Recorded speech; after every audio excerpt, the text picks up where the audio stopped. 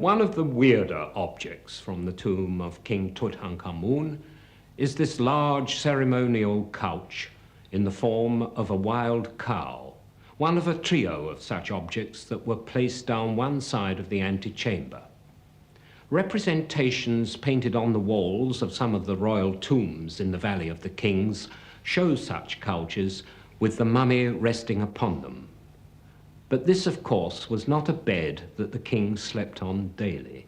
They are ceremonial couches strictly for ritual use, and are the only examples to have survived intact. Each side of the couch is fashioned in the form of the elongated body of an animal with star-like markings upon it, and with tall lyre-like horns surmounted by the disk of the sun. The name of this animal appears on the frame between the two heads. The king is said to be beloved of her, and her name is given as Isis Mehet, in other words, that great primordial ocean from which creation began, and to which the king must return for his resurrection. This is not so much a bed as a boat, in which the king will traverse the waters of chaos to be born again like the dead god Osiris. There is a temple relief that shows the god of the dead himself being resurrected in much the same way, this time on a bier with lion heads. He is described as being in his boat. In other words, he is sailing on the heavenly waters. And this alabaster jar from the tomb of an Egyptian princess is inscribed with a magic text referring to the water that begets all living things. It once contained Nile water. To the Egyptians who occupied the Nile Valley, water meant, quite simply, the difference between life and death. Every year, the land of Egypt, parched by the summer heat, was submerged beneath the waters of the inundation. For the Nile was swollen annually with Ethiopian rainstorms. For a time, the Egyptians' world became a chaotic flood, hemmed in by sterile deserts. Each year, as the waters receded, the land emerged first as a narrow spit of ground on which fertile silt had been deposited. Then the muddy wastes sprang into new life. Seeds in the mud or carried on the water germinated in the gentler heat of winter. Soon an active population of fish, birds and insects inhabited the reeds and sedges growing on what had recently been only a bare hillock of earth sticking up above the water. This miracle of creation out of watery chaos occurred each year in Egypt.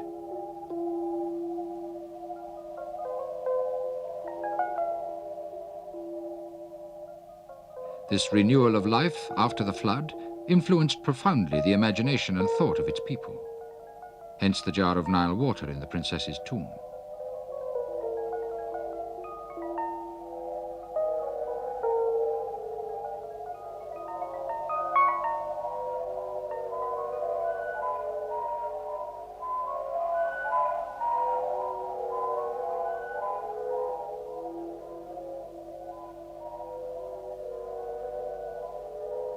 The very idea of resurrection upon a bed that is also a boat sailing on the waters of creation shows how deeply the ancient Egyptians were impressed by the yearly rising and falling of the Nile.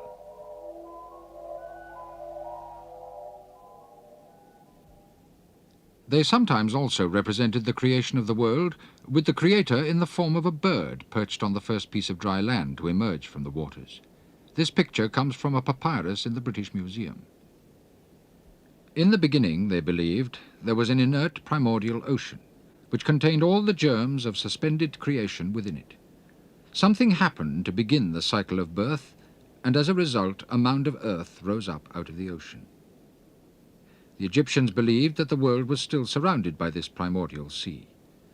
The waters that are under the earth could be reached whenever wells were dug, and the waters that are above the earth fell down sometimes in the form of rain.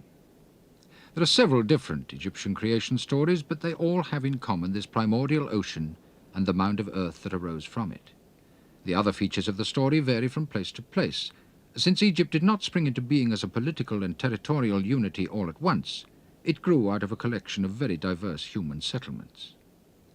There were communities of hunters in the desert wadis, herdsmen in the marshlands, cultivators on the muddy verges of the Nile, fishers of the delta creeks, each with their own local deity and beliefs, all contributing their own version of the basic myth.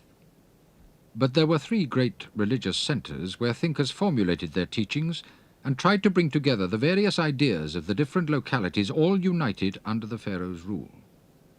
Even so, Egyptian religion had nothing exclusive about it. One set of beliefs did not rule out all the others, however complicated it may seem to us. The version of the priests of Hermopolis held that the world began, as usual, with a watery chaos which had unlimited depth, endless extent, darkness, and invisibility. From the depths of the watery darkness, a lotus flower came up and opened its petals. And, in this way, as in this image from Tutankhamun's tomb, the sun god was revealed as an infant who dispelled the darkness for creation to begin. Each evening, as the light failed, the lotus closed its petals and sank back into the ocean. Such was the creation story of the priests of Hermopolis. At another great cult center, Memphis, religious ideas were a little different. Here the emphasis was on the hill that arose out of the ocean. The hill itself was the creator god. He was called Ptah, the risen earth, on which everything grows and in which there are stones and precious metals. Ptah was an intellectual concept who created the universe by taking thought. The expression of his thought as a word brought things into existence. In the beginning was the Word, and the Word was with Ptah.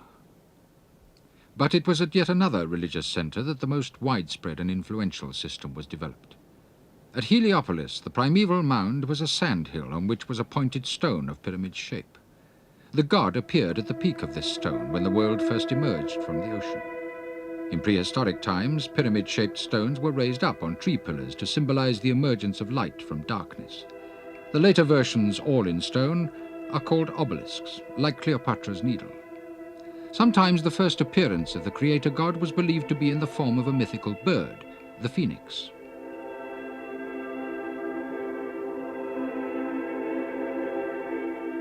But sometimes the bird was a falcon, who appeared upon a reed perch on the primeval mound.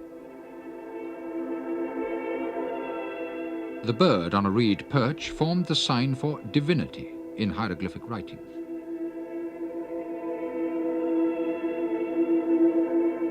In whatever form he took, he was the god who had dispelled the darkness of chaos. He was the primal one, the unique one and the self-created one, and thus Lord of all. We know this active god of sunlight as Re, or Ra. This sun god Re was often represented as the disk of the sun, as in this case over the doorway of a tomb. Re was also associated in the Egyptian mind with the ancient sky god Horus. He is the falcon god who sometimes wears the sun disk on his head and is manifest on earth in the pharaoh. The pharaoh was called the living Horus. He came to be regarded in early times as an incarnation of Re himself, then later on as his son. Son of Re became one of the essential titles of the king. The son of Re name of Tutankhamun was Neb-Kepru-Re, meaning master of transformations like Re. Tutankhamun is the name in the oval on the left. The sun disk Re can be seen at the top of the name Neb-Kepru-Re in the cartouche on the right.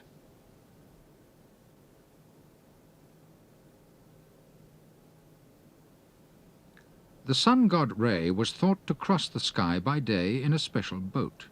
This boat is shown in one of the gold-covered shrines from Tutankhamun's tomb. In the boat, the sun god was accompanied by other gods. On the way across the sky, he had to fight with the cloud dragon, usually represented as a huge snake, but he always emerged triumphant, with the help of his divine companions. Again, these details come from an ancient papyrus.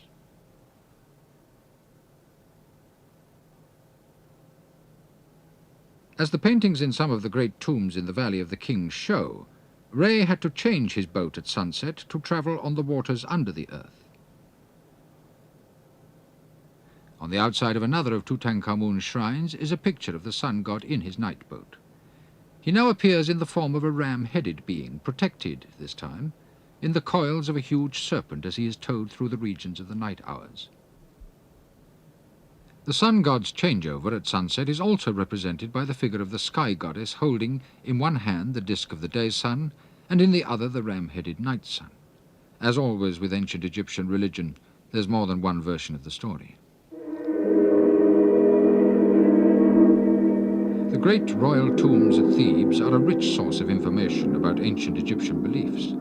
Some of these tombs are of enormous size and complexity, far grander than Tutankhamun's. Their walls are covered with religious images and mythological scenes.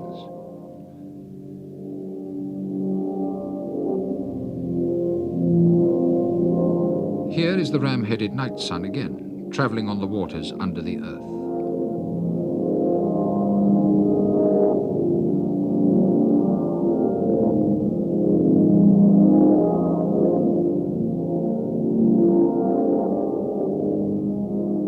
Towards morning, the night boat approaches a new sunrise, towed by the figures of the black hours of the night.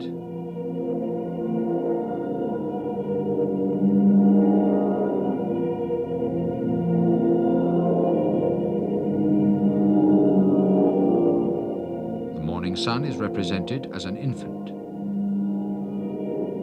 In some cases, the sun child wears his hair in a single lock at the side, as children did in ancient Egypt. At dawn, the sun comes up with the scarab beetle. The ancient Egyptians had watched these beetles rolling balls of dung along. They imagined the sun being rolled across the sky in the same way.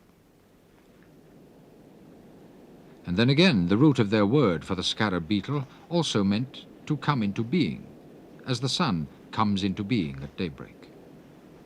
Once risen, the new day's sun is shown setting off again in his boat to sail across the sky. But needless to say, there are yet other versions of what happened to the sun between sunset and sunrise. Thus, in another of the great tombs in the Valley of the Kings, the night journey of the sun is represented as the swallowing of the disk by the sky goddess.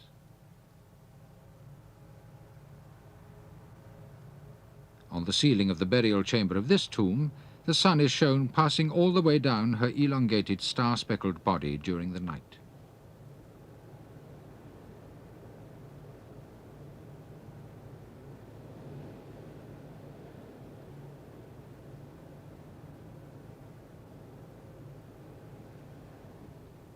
At the next daybreak, the sun is born again.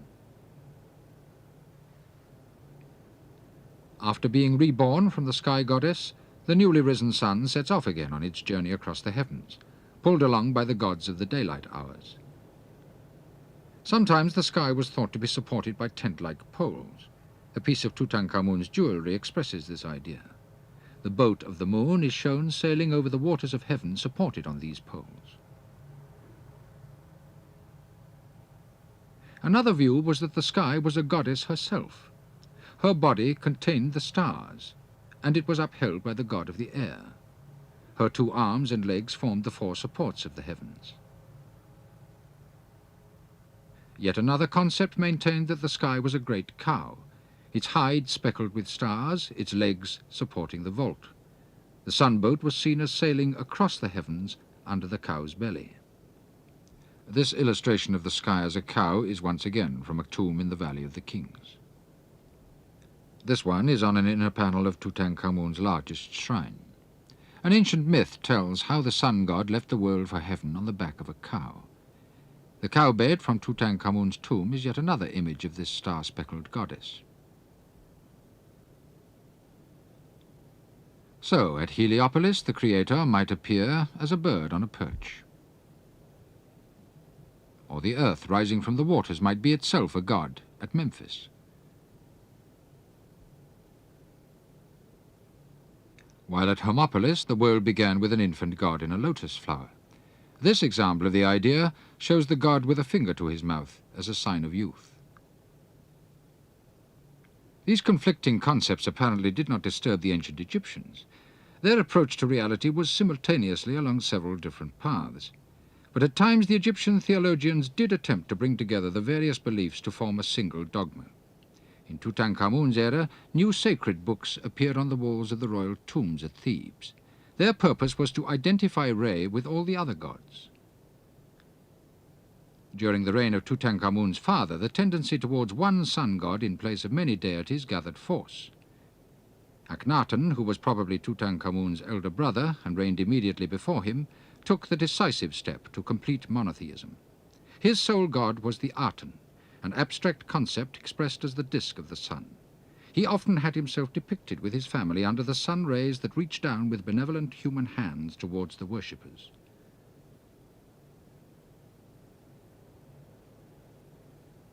Akhenaten's religious revolution banished all gods save one. Akhenaten, or his followers, tried to destroy the names of the other gods wherever they could find them, even on a statue of his own father, or on an unimportant little object like this. His religious revolution was unsuccessful. After his reign, Akhenaten's own monuments were often desecrated in return. But part of his great hymn to the sun has survived. It expresses much of the central feeling of ancient Egyptian religion. You arise fair in the horizon of heaven, O living Aten, beginner of life. When you dawn in the east, you fill every land with your beauty. You are indeed comely, great, radiant, and high over every land. Your rays embrace the lands to the full extent of all that you have made. You drive away the night when you give forth your beams. How manifold are your works, O sole God like to whom there is no other. You did fashion the earth according to your desire when you were alone.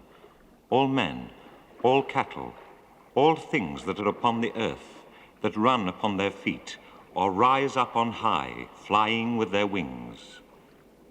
You appoint every man to his place and satisfy his needs. Every man receives his sustenance, and his days are counted. In the ancient Egyptian universe, human beings had their appointed place. A scene in the Luxor temple shows a god modeling men on a potter's wheel. The same image is repeated on the damaged walls of Queen Hatshepsut's monument. Here, too, is shown how the breath of life is held out by a god to the nostril of a human being. The loop-handled cross is the sign of life. 4,000 years ago, in the precepts he wrote for his son, an Egyptian king declared, Well tended are men, the cattle of God. He created heaven and earth according to their desire. He made the breath of life for their nostrils. They are his images that have come forth from his body. The Egyptian view was that creation was a never-ending process. For this there was proof every day with the rising and setting of the sun, and every year with the flooding of the Nile and the emergence of the new land out of the waters of chaos.